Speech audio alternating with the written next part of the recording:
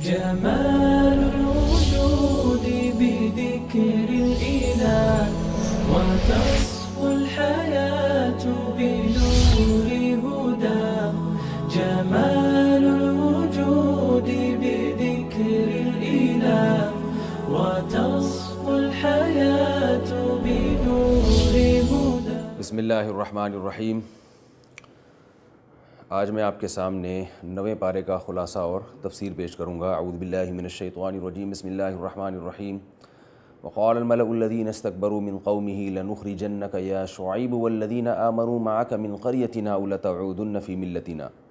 شعیب علیہ السلام کا واقعہ اس سے پچھلے والے پارے میں شروع ہوا تھا. شعیب علیہ السلام نے اپنی قوم کو سمجھایا کہ ناپ تول میں کمی مت کرو.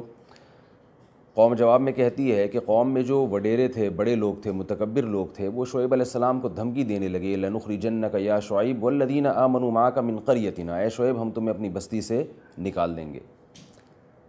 اللہ تعالیٰ فرماتے ہیں کہ شعیب علیہ السلام کی قوم نے بھی ان کی تکذیب کی. فأخذتهم الرجفہ. ان کو بھی ایک زوردار زلزلے نے پکڑا ہے اور وہ بھی اپنے گھر میں ہلاک ہو گئے. الذین کذبوا شعیبا کأن لم یغنوا فیہا.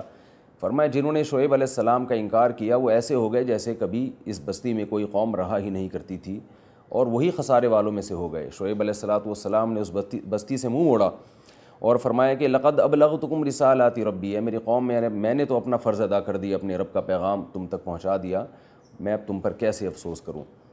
اس کے بعد اللہ تعالیٰ نے اسی صورت میں حضرت موسیٰ علیہ السلام کا ذکر کیا ہے کہ فرعون سے ان کا مقابلہ ہوتا ہے. حضرت موسیٰ علیہ السلام فرعون کے دربار میں پہنچ کے اللہ کی بڑائی اور کبریائی بیان کرتے ہیں، اور فرعون آپ سے معجزوں کا مطالبہ کرتا ہے، نشانی کا مطالبہ کرتا ہے. بالآخر مشہور واقعہ ہے، جادوگروں سے مقابلہ ہوتا ہے اور حضرت موسیٰ علیہ السلام اس مقابلے میں فتح یاب ہوتے ہیں. جادوگروں کو فرعون لٹکا دیتا ہے. اس کے بعد فرعونیوں نے بنی اسرائیل پر ظلم اور زیادہ شروع کر دیا. بنی اسرائیل پریشان ہو کے موسیٰ علیہ السلام سے کہتے ہیں اوذینا من قبل ان تأتینا ومن بعد ما جئتنا. اے موسیٰ تیرے آنے سے پہلے جو ہم پہ ظلم ہو رہا تھا وہی تیرے آنے کے بعد بھی ہو رہا ہے. حضرت موسیٰ علیہ السلام اپنی قوم کو صبر کی تلقین کر رہے ہیں. استعینوا باللہ واصبروا. اللہ سے مدد طلب کرو اور صبر کرو. ان الارض للہ یورثها من یشاء من عبادی. زمین کا حقیقی مالک اللہ ہے، جس کو چاہتا ہے وہ زمین کا وارث بنا دیتا ہے. اللہ تعالیٰ فرماتے ہیں ہم نے اس کے بعد فرعونیوں پر مختلف قسم کے عذاب بھیجے، ان کو آزمائشوں میں مبتلا کیا ہم نے. وَلَقَدْ أَخَذْنَا آلَ فِرْعَوْنَ بِالسِّنِينَ وَنَقْصٍ مِّنَ الثَّمَرَاتِ. پھلوں میں کمی ہونے لگی، قحط پڑنے لگا اور طرح طرح کے ان پر عذاب آنے لگے. أَرْسَلْنَا عَلَيْهِمُ الطُّوفَانَ وَالْجَرَادَ وَالضَّفَادِعَ. ٹڈیوں کا عذاب، مینڈکوں کا عذاب، طوفانوں کا عذاب. والقمل اور جوؤں کا عذاب. یہ سارے عذاب آتے تو کچھ دیر کے لیے تو وہ پریشان ہوتے. کبھی تو کہتے کہ یہ موسیٰ علیہ السلام کی معاذ اللہ نحوست ہے، معاذ اللہ، کہ موسیٰ جب تک نہیں تھے تو ہم پر یہ عذاب نہیں آتے تھے، موسیٰ آئے تو ہم پر یہ عذاب آنا شروع ہو گئے. حالانکہ اللہ تعالیٰ نے ان کو ان آزمائشوں میں اس لیے مبتلا کیا تاکہ وہ اللہ کی طرف مائل ہوں. جب بہت زیادہ پریشان ہوتے تو موسیٰ علیہ السلام کے پاس آ کے کہتے ادعو لنا ربک. اپنے رب کو پکاریے. لئن کشفت عنا الرجز. اگر اس عذاب کو آپ نے ہم سے دور کروا دیا، یعنی اللہ نے آپ کی دعا پر ہم دور کر دیا، لنؤمنن لک ولنرسلن معک بنی اسرائیل. تو ہم آپ پر ایمان بھی لائیں گے اور بنی اسرائیل کو بھی آپ کے ساتھ بھیج دیں گے. قرآن کہتا ہے لیکن جب بھی ایسا ہوتا کشفنا عنہم الرجز الی اجل ہم بالغوہ، ہم ان پر عذاب دور کرتے، اذا ہم ینکثون، پھر وہ اسی طرح سے موسیٰ علیہ السلام کی نافرمانی شروع کر دیتے. فانتقمنا منہم فاغرقناہم بالیم. فرمایا پھر ہم نے انتقام لیا اور ان کو پانی کے اندر غرق کر دیا، اور ہم نے کمزور ترین قوم کو زمین کا بادشاہ بنا دیا. جب بنی اسرائیل کو فرعون سے نجات ملی ہے، قرآن میں آتا ہے کہ ایک قوم کے پاس سے گزرے ہیں، وہ بتوں کی عبادت کر رہے تھے. بنی اسرائیل کہنے لگے اے موسیٰ کاش ہمارا بھی کوئی ایسا خدا ہوتا، اب ہمارے لیے بھی کچھ ایسا کچھ جھوٹا معبود بنا دیں تاکہ ہم بھی اس کی عبادت کریں. حضرت موسیٰ علیہ السلام غضبناک ہوتے ہیں. اغیر اللہ یبغیکم الہ وہو فضلکم علی العالمین. کہ جس اللہ نے تمہیں جہان پر فضیلت دی اور فرعون سے نجات دی، کیا میں اس کے علاوہ کسی اور خدا کو معبود بنا لوں؟ تم کیسی باتیں کرتے ہو؟ یہ بنی اسرائیلیوں کی نالائقیاں تھیں کہ اتنے سارے معجزے دیکھنے کے باوجود بھی وہی غلامانہ ذہن، وہی بت پرستوں میں رہنے کی وجہ سے وہی شرک والا ذہن. اس سے پتہ چلتا ہے کہ انسان جس ماحول میں رہتا ہے اس ماحول کا لاشعوری طور پر اثر ہوتا ہے اور وہ چیز اس کے گوشت اور خون میں شامل ہو جاتی ہے. اللہ تعالیٰ ہم سب کو محفوظ رکھے. اسی میں ہے کہ حضرت موسیٰ علیہ السلام اللہ تعالیٰ سے ہم کلام ہونے کے لیے کوہ طور پر گئے ہیں۔ حضرت موسیٰ علیہ السلام اللہ کے کلام کی چاشنی کو جان چکے تھے، سن چکے تھے، تو ان کو خیال گزرا کہ جس ذات کے کلام میں اتنی لذت ہے اس کے دیدار میں کیسی لذت ہوگی۔ اللہ سے دعا کرتے ہیں ارینی انظر الیک، اے اللہ تو اپنا جلوہ مجھے دکھا، میں تجھے دیکھنا چاہتا ہوں۔ اللہ نے فرمایا کہ لن ترانی، ہے موسیٰ تو مجھے نہیں دیکھ سکتا، لیکن اللہ تعالیٰ جانتے تھے کہ موسیٰ علیہ السلام پر جو کیفیات ہیں وہ معذور ہیں ان کیفیات سے۔ اللہ تعالیٰ جانتے تھے کہ موسیٰ علیہ السلام پر جو کیفیات ہیں، حضرت موسیٰ علیہ السلام معذور ہیں، اس مقام پہ پہنچ چکے ہیں، لہذا اللہ نے فرمایا کہ انظر الی الجبل، آپ اس پہاڑ کو دیکھیے، فإن استقر مکانہ فسوف ترانی، میں تھوڑی سی تجلی کروں گا اس پہاڑ پر، اگر یہ برداشت کر گیا تو شاید آپ بھی برداشت کر جائیں۔ فلما تجلی ربہ للجبل جعلہ دکا، فرمایا اللہ تعالیٰ نے ذرا سی تجلی کی ہے پہاڑ کے اوپر، پہاڑ ٹوٹ ٹوٹ کے ریزہ ریزہ ہو گیا۔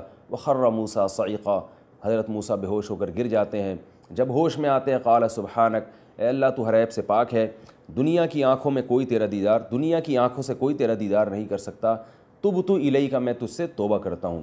پھر اللہ نے حضرت موسیٰ علیہ السلام کو تورات دی اور فرمایا کہ انی اصطفیتک علی الناس برسالتی و بکلامی، اے موسیٰ میں نے تجھے سارے لوگوں میں منتخب کیا ہے اپنی رسالت اور تجھ سے ہم کلام ہونے کے لیے، لہذا خذ ما آتیتک، جو کتاب میں تجھے دے رہا ہوں وہ خود بھی تھام لے، وَأَمُرْ قَوْمَكَ يَأْخُذُوا بِأَحْسَنِهَا، اور قوم سے بھی کہہ دیں جا کے کہ اس کو بہت عمدہ طریقے سے تھامیں اور اس کے جو احکامات ہیں ان پر اچھی طریقے سے عمل کریں۔ اللہ تعالیٰ نے بنی اسرائیل کی ایک نالائقی اس میں اور بھی ذکر کی ہے کہ وَاسْأَلْهُمْ عَنِ الْقَرْيَةِ الَّتِي كَانَتْ حَاضِرَةَ الْبَحْرِ، فرمایا کہ ہم نے ہفتے کے دن ان پر مچھلی کے شکار کو حرام کیا تھا، مگر یہ ہفتے کے دن جال لگا کے بیٹھ جاتے اور شکار کرتے۔ اللہ تعالیٰ فرماتے ہیں ان میں سے جو لوگ نافرمان تھے، جو نہی عن المنکر میں لگے رہے، ہم نے ان کو تو بچا لیا، جو نافرمان تھے قلنا لہم کونوا قردۃ خاسئین، ہم نے ان کی شکلوں کو بندروں کی شکل میں تبدیل کر دیا۔ اسی صورت میں اللہ تعالیٰ نے اپنے حبیب صلی اللہ علیہ وسلم کو یہ حکم دیا کہ آپ اعلان کر دیں یا ایھا الناس انی رسول اللہ الیکم جمیعا، اے لوگوں میں ساری دنیا کے سارے انسانوں کی طرف نبی بنا کر بھیجا گیا ہوں۔ آپ صلی اللہ علیہ وسلم سے پہلے جتنے بھی پیغمبر آئے وہ ایک مخصوص قوم کے لیے اور مخصوص زمانے تک کے لیے تھے، محمد صلی اللہ علیہ وسلم ساری دنیا کے سارے انسانوں کی طرف اور قیامت تک کے لیے نبی ہیں، اس بات کا اعلان بھی اس صورت میں کیا گیا ہے۔ اسی میں اللہ تعالیٰ نے آدم علیہ السلام کی پیدائش سے پہلے عالم ارواح میں انسانوں کا ایک اجتماع ہوا تھا، جو آدم علیہ السلام کی پشت سے تمام روحوں کو نکالا گیا، اس کا بھی تذکرہ کیا گیا اور ان تمام روحوں سے ایک عہد لیا گیا، الستو بربکم، کیا میں تمہارا رب نہیں ہوں؟ قالوا بلا، سب نے بیک زبان ہو کر کہا کہ کیوں نہیں۔ یہ عالم ارواح میں ہوا تھا، ہم میں سے کسی کو بھی یاد نہیں ہے کیونکہ ہم اس وقت پیدا نہیں ہوئے تھے۔ ایک روحوں کا اجتماع ہوا اور ان سے اللہ نے یہ معاہدہ لیا۔ علماء نے اور مفسرین نے لکھا ہے کہ اس معاہدے کا اثر یہ ہوا کہ یہ چیز انسان کی فطرت میں شامل ہے کہ وہ رب کو پہچانتا ہے اور رب سے محبت کرتا ہے، یعنی انسان کے خمیر میں یہ بات ازل سے ڈال دی گئی ہے کہ اس سے جب رب کے بارے میں سوال ہوگا تو اس کی فطرت فوراً رب کی گواہی دے گی۔ ہاں زمانے کی وجہ سے، شیطان کے بہکاوے کی وجہ سے وہ رب کا انکار کر دے یا رب سے محبت نہ کرے تو یہ ایک الگ بات ہے، لیکن انسان کی فطرت میں بلا کا لفظ داخل ہے کہ جیسے ہی اس سے پوچھا جائے گا کہ کون ہے تمہارا رب، کیا اللہ تمہارا رب نہیں ہے، تو بلا وہ کہیں گے کیوں نہیں رب ہے، شہیدنا، ہم سب اس پر گواہ ہیں۔ تو یہ اللہ تعالیٰ نے انسانوں سے معاہدہ لیا ہے اور اس معاہدے کے اثرات کیا ہیں کہ انسان کی جبلت اور فطرت میں رب کی پہچان اور اس کی توحید ڈال دی گئی ہے۔ مشرکین آپ صلی اللہ علیہ وسلم سے بار بار قیامت کے بارے میں پوچھا کرتے تھے، اس صورت میں یہ بھی بتایا گیا کہ ان کو کہہ دیجئے علمھا عند ربی، قیامت کا علم میرے رب کے پاس ہے، میں کوئی عالم الغیب نہیں ہوں۔ وَلَوْ كُنْتُ أَعْلَمُ الْغَيْبَ لَاسْتَكْثَرْتُ مِنَ الْخَيْرِ، اگر میرے پاس غیب کا علم ہوتا تو میں خیریں ہی خیریں جمع کر لیتا، وَمَا مَسَّنِيَ سُوءٌ، مجھے کبھی کوئی تکلیف نہ پہنچتی۔ ظاہر ہے انسان کو نہیں پتہ ہوتا کہ کل میرے ساتھ کیا ہونے والا ہے، وہ ایک چیز کو سامنے رکھ کر فیصلے کرتا ہے، اس کے ان فیصلوں میں غلطی ہوتی ہے اور اس کو نقصان پہنچتا ہے۔ اگر کسی کو ہر چیز کا علم ہو تو اس کے فیصلوں میں کبھی غلطی نہ ہو، تو آپ صلی اللہ علیہ وسلم کو حکم دیا گیا کہ آپ بتا دیں کہ میں غیب کا علم، اگر یہ ہر غیب سے مراد ہر چیز کا علم اگر میں رکھتا تو مجھے کبھی کوئی پریشانی نہ ہوتی۔ مجھے چونکہ ہر چیز کا علم نہیں ہے، بہت سی چیزوں کا اللہ نے مجھے علم دیا لیکن سب چیزوں کا نہیں دیا، انہی میں ایک قیامت بھی ہے جس کا علم اللہ کے سوا کسی کے پاس موجود نہیں ہے۔ اسی صورت میں اللہ تعالیٰ نے وہ لوگ جو تبلیغ کے راستے میں رکاوٹ بنتے ہیں اور تکلیفیں پہنچاتے ہیں ان کے بارے میں حکم دیا، خذ العفو وامر بالعرف، کہ درگزر سے کام لیجئے، کیونکہ تبلیغ صبر اور تحمل کے بغیر نہیں ہو سکتی، وَأْمُرْ بِالْعُرْفِ وَأَعْرِضْ عَنِ الْجَاهِلِينَ، اور یہ جو جہالت پہ اترے ہوئے لوگ ہیں، الٹے سیدھے اعتراضات کر رہے ہیں، آپ ان کے اعتراضات میں نہ پڑیں، اپنے آپ کو کنارہ کشی اختیار کریں۔ وَإِمَّا يَنزَغَنَّكَ مِنَ الشَّيْطَانِ نَزْغٌ، اور کبھی شیطان ورغلانے کی کوشش کرے، فَاسْتَعِذْ بِاللَّهِ، تو اللہ تعالیٰ سے پناہ مانگا کریں، إِنَّهُ سَمِيعٌ عَلِيمٌ، اللہ تعالیٰ کی پناہ مانگا کرے شیطان مردود سے، اللہ تعالیٰ سننے والا اور جاننے والا ہے۔ اور پھر اللہ نے بتایا کہ جو نیک لوگ ہیں، متقی لوگ ہیں، ان سے اگر کبھی خطا ہوتی ہے تو فوراً ان کو اللہ کی یاد آتی ہے اور وہ اپنی خطاؤں سے توبہ کرتے ہیں۔ یعنی بتا دیا گیا کہ تم تبلیغ کے مشن میں لگے رہو، کبھی تم سے بد اخلاقی ہو جائے تو مایوس نہ ہو، بلکہ توبہ کا دروازہ کھلا ہوا ہے۔ اور پھر اسی صورت میں حکم یہ بھی دیا گیا، اذا قرئ القرآن فاستمعوا له وانصتوا، سورہ اعراف کا آخری رکوع ہے کہ جب قرآن مجید کی تلاوت ہو تو اسے خاموشی سے غور سے سنو اور خاموش رہو، لعلکم ترحمون، تاکہ تم پر رحم کیا جائے۔ یہ قرآن مجید کا ادب ہے۔ اس کے بعد سورہ انفال شروع ہوتی ہے۔ انفال عربی میں نفل کی جمع ہے، نفل کسی بھی اضافی چیز کو کہتے ہیں، یہاں مال غنیمت مراد ہے۔ صحابہ کرام پوچھتے تھے کہ مال غنیمت کے کیا احکام ہیں، تو اس صورت میں مال غنیمت کے بارے میں بتایا گیا۔ ابتدائی صورت میں مومنین کی صفات بیان کی گئیں، انما المؤمنون الذین اذا ذکر اللہ وجلت قلوبہم، فرمایا حقیقی مومن وہ ہیں کہ جب اللہ کا ذکر کیا جاتا ہے ان کے دل دہل جاتے ہیں۔ وَإِذَا تُلِيَتْ عَلَيْهِمْ آيَاتُهُ، جب اللہ کی آیات ان پر تلاوت کی جاتی ہیں، زادتہم ایمانا، تو ان کا ایمان اور زیادہ بڑھ جاتا ہے، اور یہ لوگ اللہ پر اعتماد اور توکل بھی کرتے ہیں۔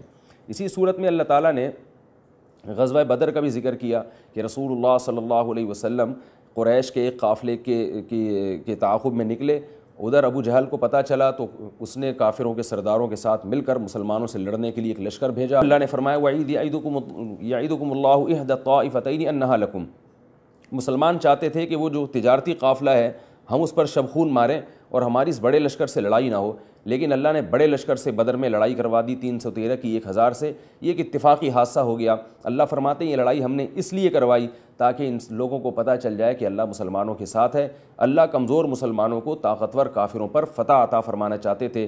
اسی وجہ سے اللہ نے اس دن کو یوم فرقان کہا، ایسا دن جس نے حق اور باطل میں تمیز کر کے رکھ دی اور حق کو باطل سے جدا کر کے رکھ دیا۔ اسی صورت میں اللہ تعالیٰ نے اہل ایمان کو حکم دیا ہے، یا ایھا الذین آمنوا اذا لقیتم الذین کفروا زحفا فلا تولوہم الادبار، اے ایمان والو جب تمہاری دشمن سے لڑائی ہوا کرے میدان جنگ میں تو پیٹ پھیر کے نہ بھاگو، جو بھی اس دن پیٹ پھیر کے بھاگے گا شکست کھاتے ہوئے اور اپنے ساتھیوں کو میدان میں اکیلا چھوڑ کر، تو اس پر اللہ کا غضب نازل ہوگا، بہت بڑی سزا بیان کی گئی۔ اور یہ بھی بیان کیا گیا ان الذین کفروا ينفقون اموالهم ليصدوا عن سبیل اللہ، کہ وہ لوگ جو کافر ہیں وہ اللہ کی راہ سے روکنے کے لیے اور اسلام کی مخالفت کے لیے اپنا مال خرچ کرتے رہتے ہیں۔ لہذا اہل ایمان کی ذمہ داری ہے کہ جیسے اسلام دشمن قوتیں اسلام کو روکنے کے لیے مال خرچ کر رہی ہیں، تو اسلام سے محبت کرنے والے لوگ اسلام کو پھیلانے کے لیے اللہ کی راہ میں مال خوب خرچ کریں تاکہ اسلام دنیا میں پھلے پھولے۔ اور اسی صورت میں اللہ تعالیٰ نے بتایا کہ اسلام دشمن قوتیں جو تمہارا قلع قمع کرنے میں لگی ہوئی ہیں، تم اگر اللہ کے دین کو فالو کرو گے اور اللہ کے احکامات پر چلو گے تو یہ تمہارا کچھ بھی نہیں بگاڑ سکتے۔ کیوں؟ نعم المولا و نعم النصیر، اللہ تمہارا بہترین دوست اور مددگار ہے، بہترین دوست بھی ہے، و نعم النصیر، اور کیا ہی خوب مددگار ہے وہ تمہارا۔ اللہ تعالیٰ سے دعا ہے کہ اس پارے میں جتنے بھی احکام ہیں اللہ تعالیٰ ہمیں انہیں دل و جان سے قبول کرنے اور ان پر عمل پیرا ہونے کی توفیق عطا فرمائے۔ وما علینا الا البلاغ۔ جمال الوجود بذكر الإله وتصفو الحياة بنور